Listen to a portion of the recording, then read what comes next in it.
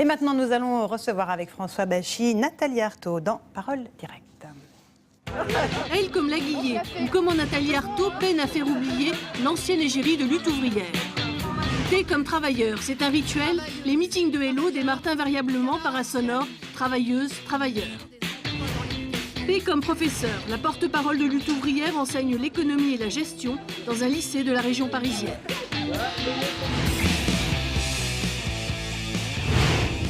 Bonsoir Madame Arthaud. Bonsoir. Merci d'avoir accepté notre invitation. Tout de suite une question d'actualité. Le candidat président Nicolas Sarkozy a annoncé qu'il arrêterait la politique en cas de défaite. Est-ce que vous pensez que c'est une démarche authentique et sincère ? Écoutez, apparemment, il y a aussi beaucoup de calculs en communication.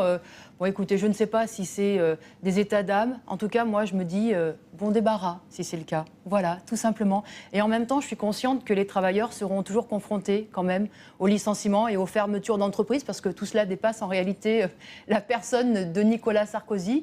Hein, c'est une crise aujourd'hui que le grand patronat, les plus riches, font payer aux travailleurs. Et cela ne suffira pas, effectivement, que Sarkozy laisse la place. Là, il faudra que les travailleurs eux-mêmes fassent valoir leurs droits et luttent contre tout cela. Il a dit ça, il était à Lejaby, il a beaucoup œuvré, il s'est beaucoup mobilisé pour la reconversion de cette entreprise et des salariés qui sont passés de la lingerie à la maroquinerie. Finalement, en mobilisant le patronat, ça marche mieux que les luttes des travailleurs, non ? Je dois dire que je suis assez choquée de voir Nicolas Sarkozy donc monter en épingle la reprise de l'usine Lejaby d'Issingeaux. C'est une bonne nouvelle tout de même.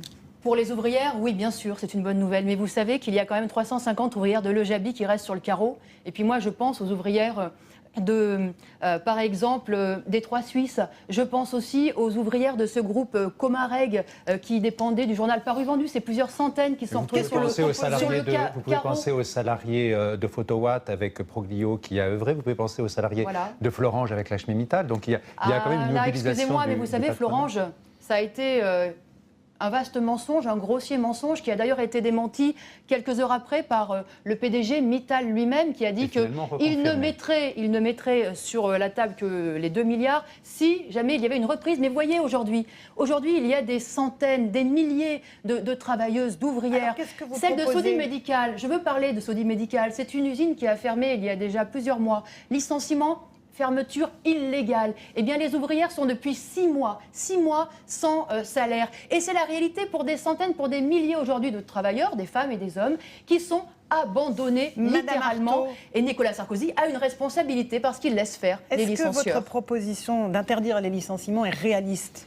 Je pense qu'elle est indispensable, elle est vitale, elle est nécessaire. Vous voyez, dans une période de grand froid, on a interdit les expulsions locatives. On est même parfois, il arrive qu'on interdise des coupures d'électricité.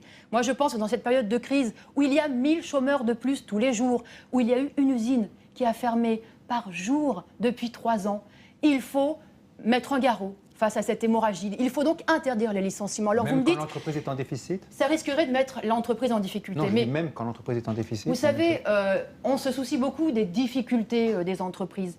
Mais rendez-vous compte dans quelles difficultés on plonge les travailleurs qui sont confrontés à ces licenciements. Vous savez, ça va très très vite. Hein. Mais si l'entreprise n'a plus d'argent, comment elle fait pour ne pas licencier ? Vous savez, d'abord, c'est des grands groupes qui licencient, qui sont riches à milliards. Vous pouvez prendre Arcelor, vous pouvez prendre PSA, vous pouvez prendre l'usine Merck, il y a des petites entreprises non loin de Gisors. aussi. Et les petites entreprises qui licencient, quand on regarde, on se rend très vite compte qu'elles dépendent en fait d'un grand groupe. Soit elles sont filiales directement d'un grand groupe, soit elles ont un gros donneur d'ordre. Eh bien moi je suis pour, y compris préserver bien sûr les emplois dans ces entreprises-là, en allant chercher, pourquoi pas, l'argent, et bien justement dans les donneurs d'ordre, dans ces grands groupes qui accumulent effectivement l'argent. Mais sinon vous mettez un seuil pour les petites entreprises qui ne dépendent pas de grands groupes ?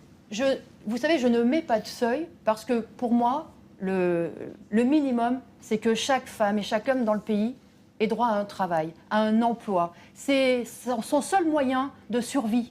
Et personne ne devrait en être privé dans le pays. Voilà, c'est ça la priorité.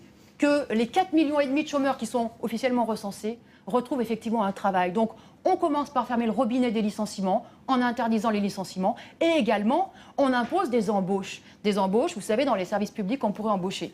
Dans les écoles, dans les hôpitaux, voilà de l'argent qui serait bien utilisé et bien mieux utilisé que toujours inonder les banquiers de milliards, comme on sait très bien le faire. Madame Arthaud, on va regarder une photo, c'est la tradition dans Parole Directe. Cette photo, la voici.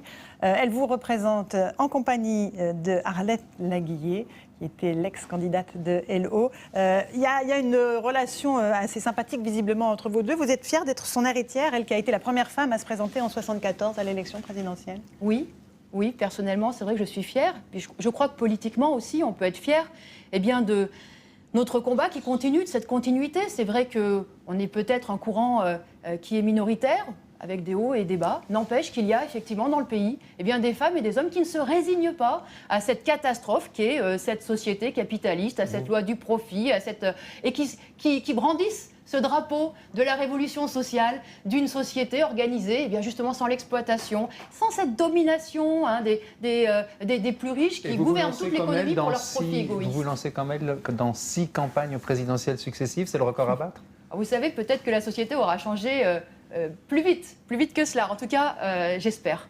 Un dernier mot à propos de François Hollande. Quand il dit « je suis l'ennemi du monde de la finance », ça doit vous correspondre? Vous avez vu que très vite, il avait changé de langage en essayant de déployer, en montrant sa bonne volonté auprès des financiers de la Cité, en leur expliquant même qu'il n'était pas dangereux. Et vous savez, si François Hollande s'est engagé à une chose, c'est justement à cela. Il s'est engagé auprès des banquiers qu'il rembourserait bien la dette. Et moi, je trouve ça révoltant parce que cette dette de l'État, qu'on nous présente comme notre dette à nous tous, c'est en réalité la dette des banquiers, des plus riches. Et ça serait à eux de la rembourser et sûrement pas à l'ensemble de la population et des travailleurs. Merci beaucoup Nathalie Arthaud d'être venue ce soir sur TF1. Voilà, c'est la fin de cette édition. Après la météo d'Evelyne Delia, vous retrouvez Nikos et Nicolas Canteloup, suivi de votre série RIS Police Scientifique. Demain pour l'information à 13h, Jean-Pierre Pernaut, et à 20h, Pierre Chazal. On se retrouve lundi pour Parole de candidat avec Nicolas Sarkozy. Bonne soirée à tous.